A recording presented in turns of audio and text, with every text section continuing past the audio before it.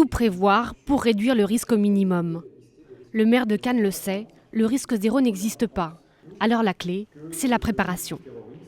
Par rapport à un risque d'attentat, il y a des circuits à mettre en place pour évacuer un bâtiment qui sont différents des attitudes qu'il faut adopter en cas de tremblement de terre, par exemple. Donc c'est vraiment la répétition des gestes, des circuits, tout ce qui peut permettre de gagner du temps, de permettre au secours d'arriver.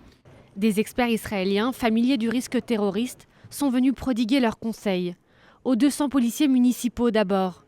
Leur priorité désormais, mieux identifier les sites les plus vulnérables. Nous allons nous diriger très probablement vers des personnes référentes par bâtiment pour pouvoir renseigner les forces d'intervention le plus efficacement possible sur la nature des lieux, leur configuration, les plans exacts.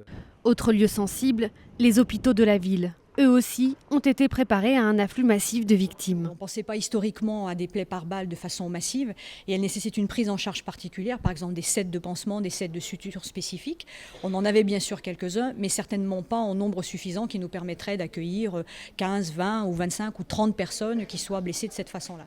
Après la théorie, place à la pratique.